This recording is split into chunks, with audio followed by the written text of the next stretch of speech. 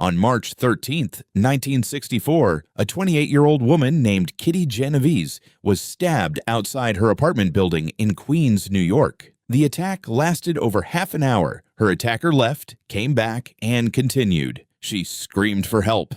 She called out to her neighbors by name.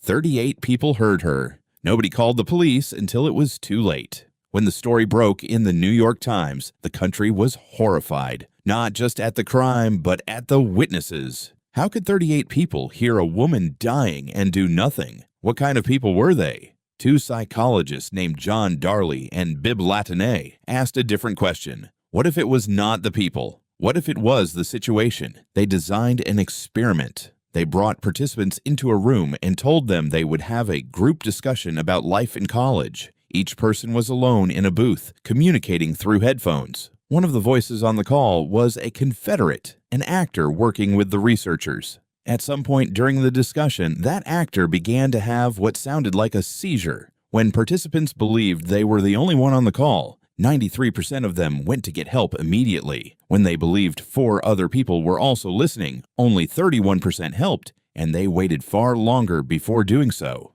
Same emergency. Same people, completely different response depending on how many others they thought were present. Darley and Latane called this the bystander effect, and the mechanism behind it is not cruelty. It is two very human psychological processes working together at exactly the wrong moment. The first is called diffusion of responsibility. When you are alone and something goes wrong, the responsibility to act lands entirely on you.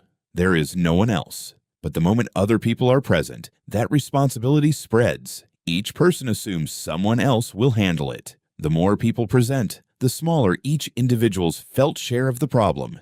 In a crowd of 38, each person carries roughly 3% of the responsibility. 3% does not feel urgent enough to act on. The second process is called pluralistic ignorance. In an ambiguous situation, people look to others for cues about how to respond. If no one around you is panicking, you assume the situation must not be that serious. The crowd becomes a mirror, and the mirror reflects calm, so everyone stays calm. Even when the situation is not calm at all, each person waits for someone else to react first, and because everyone is doing the same thing, nobody reacts at all. These two forces compound each other. The larger the crowd, the more diffused the responsibility, and the more people there are to look calm and signal that nothing needs to be done. Now, here is what makes this uncomfortable. This is not something that happens to other people. It happens to you. It has probably already happened to you. A moment where you saw something wrong and waited just for a second to see if anyone else would move first. A situation where you assumed, without quite deciding to, that someone else had it covered. You are not a bad person for this.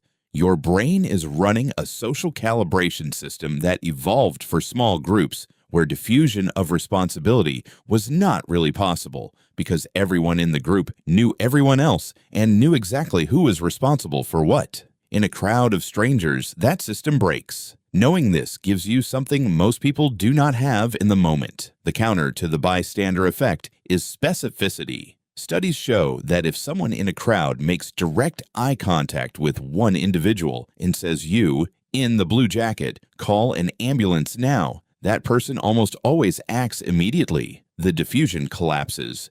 The responsibility is no longer shared. It belongs to one person, and that person knows it. The 38 people who heard Kitty Genovese were not monsters. They were ordinary people, caught in an ordinary psychological trap at the worst possible moment. Understanding the trap is the first step to not being caught in it.